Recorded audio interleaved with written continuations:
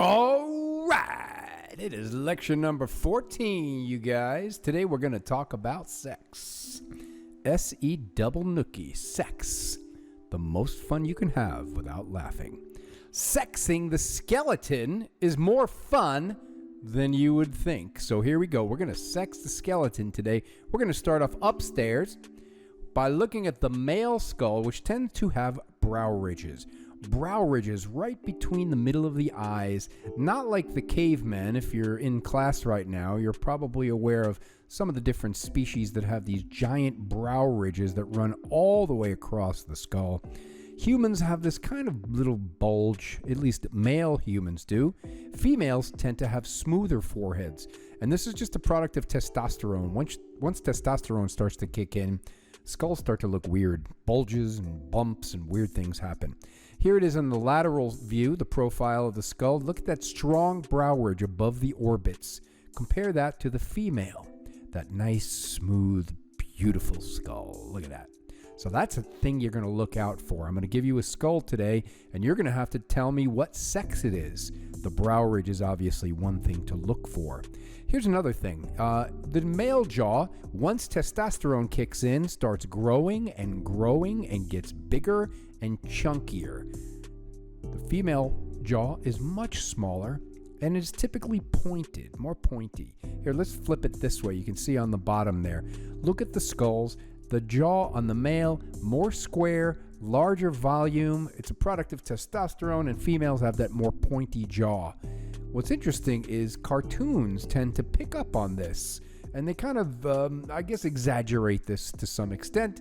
Superman with that big square jaw, and who's that, Catwoman or some lady with her small pointy jaw, a feminine characteristic.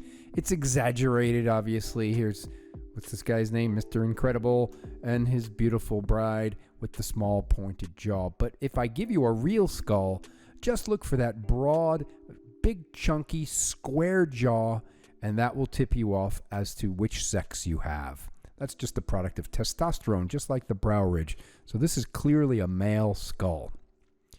But there's a better part of the body for determining sex, and we go downstairs, below the waist, because hips don't lie.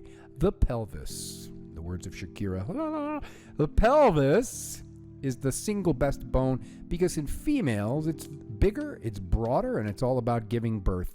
So how do you get a female pelvis? You basically start with a male pelvis, and small little girls before they hit puberty, they typically have pelvic bones that look like a boy's. They're narrow. They're not ready to give birth, clearly. But when estrogen kicks in, it's as if nature just takes the pelvis and stretches it in every direction. And if you look at some of the features, like this subpubic angle here and the pubic arch, you see it's wider in the female. And that's just a function of having a wider pelvis overall. If you take a look at the birth canal, you can see on the right, there's no way a baby is popping out of a guy's pelvis, but in a female, there's a little bit more room, even though in humans, we are severely compromised and the birth canal is way too small. But there's the best feature of all to sex a pelvis, and on the innominate bone, there is a feature called the greater sciatic notch. You've probably heard of your sciatic nerve. The sciatic nerve escapes the pelvis through this little notch, some other things, some blood vessels and some muscles, but look at the difference in the size and the shape in the female on the left from that of the much more narrow male. When we find a pelvis, an innominate, we know the sex automatically, because in the words of Shakira. Let me give you a little quick case study. Here was a skeleton that we were excavating, and this was in Kazakhstan. It's about 12, 15 years ago. Everybody was asking me, hey, what do we got? Would he have a male or a female? What do you think?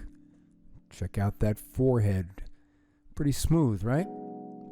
Doesn't look like a male, otherwise we'd have a more pronounced brow ridge. It's pretty smooth, looking pretty female, but we're gonna wait until we find that pelvis. And so as I kept excavating, you can see what became of this skeleton started to appear. And you can see I'm starting to excavate the pelvis. The thing that sucked is it rained, and when bones get wet that have been buried for thousands of years, Problem is they fall apart, and that's exactly what happened. Look at this poor pelvis. It's upside down in this picture, and I have destroyed so many bones in my career. This is one of the biggest disasters I've ever been responsible for. But there is the sciatic notch. It's upside down. Here we go. Now we'll flip it back. You see that curvature? What do you think? Male or female? Totally female. There's lots of wiggle room. If this was a male, there'd be very little space in that sciatic notch. So those are just a few things. There are many, many more that we can talk about to solve the mystery of who's in the grave. Remember this picture my homie sent me the other day? So let's see if you can figure out who that is. Male or female? Zoom in on your skull. I don't see. Well, there kind of is somewhat of a moderate brow ridge. Something of a moderate brow ridge. Kind of on the fence here. It's not that pronounced, but it's not all that smooth either. Let's go downstairs. The hips. Those look pretty darn narrow. And I have to admit, this picture sucks, but that sciatic notch looks pretty darn male to me. The subpubic angle, everything about this thing looks compressed. There's one more thing I noticed on the skeleton that I wrote back to my homie saying this is a very large radial tuberosity. Remember the bulge that appears if you use your biceps muscle a lot? Well, this is a jacked radial tuberosity, typical of a male. So I'm pretty sure we have a guy here, but of course DNA solves the mystery, and other things like getting this out of the ground and taking better pictures affords us a better vantage. Everybody cool? All right, so here's what I got in store for you. Number 1, a quiz. Quiz. Number 2, sex. You're going to have to sex the skeleton. I should have written age and sex, because I'm going to give you a couple of individuals, 2 individuals. You got to tell me their sex, and then you got to tell me their general age category, like child, young teenager, adult, that kind of thing. Basic stuff.